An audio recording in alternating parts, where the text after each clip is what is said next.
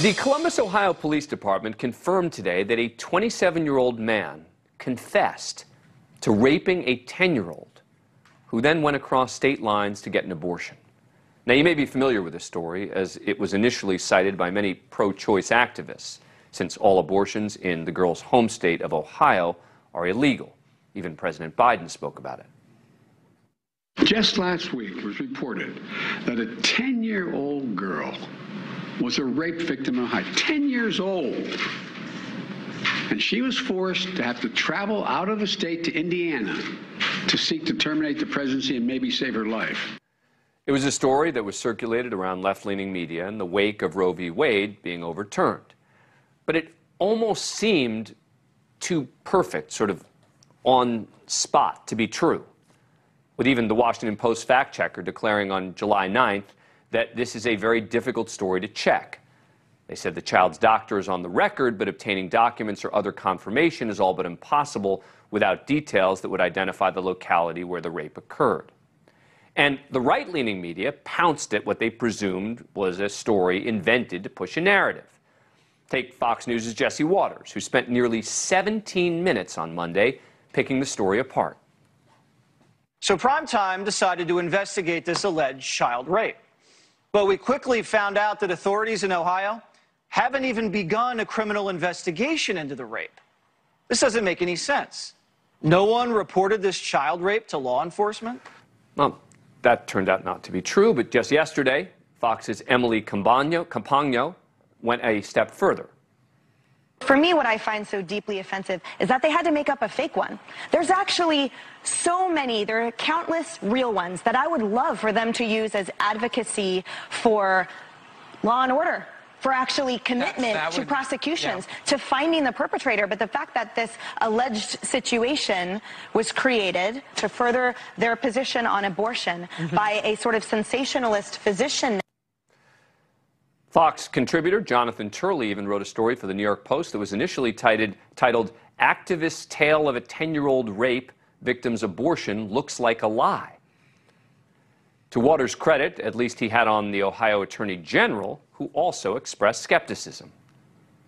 Let's turn to Ohio Attorney General Dave Yost. So Dave, have you had anybody come to you in your state to say we're looking into this? A police report was filed? Not a whisper.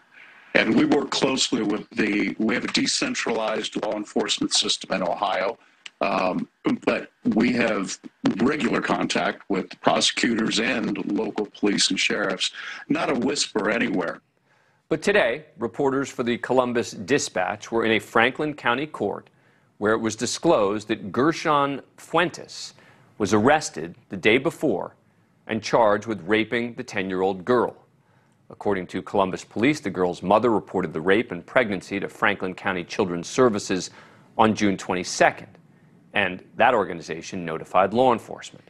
Police say Fuentes, who was undocumented, confessed to raping the girl at least twice, and she did then travel to Indiana to get a legal abortion a week later. It is a horrible tragedy, fueled in part by an OBGYN doctor who was not able to confirm details for fear of potentially violating HIPAA regulations. But it serves as a perfect example of the politicized media, on both sides, wanting a story to be true or false. And in this case, the right-leaning media dug in and got burned. Joining me now is NewsNation contributor Colby Hall, who's also the founding editor of Mediate, a site that I founded. Colby, thanks for coming on the show. Appreciate it.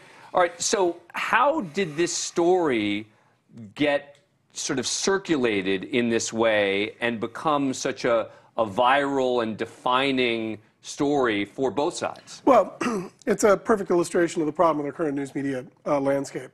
You know, it was a little too good to be true. It was a little on the nose.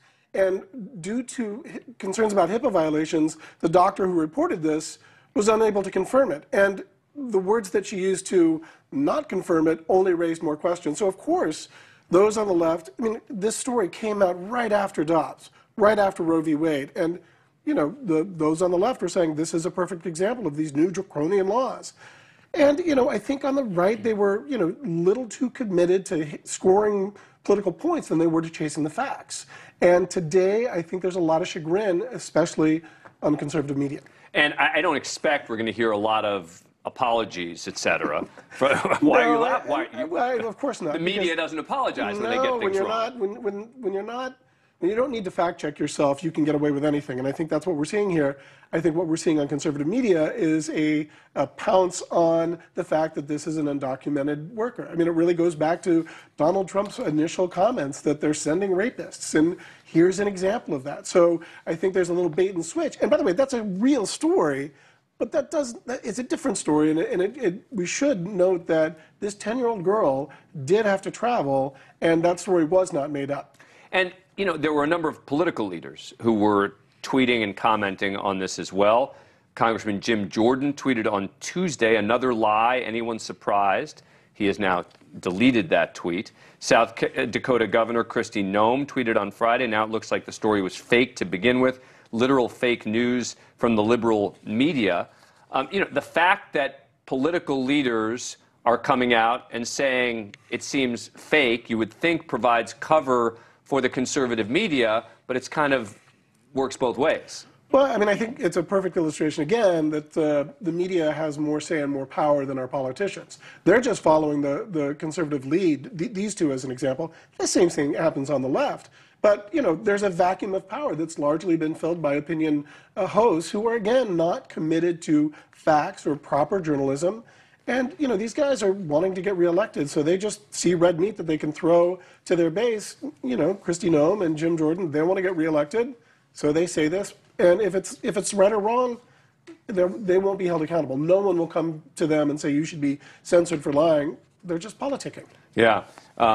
All right, Colby Hall, fascinating story. Thank you very much for coming on. Appreciate it. Thank you for watching.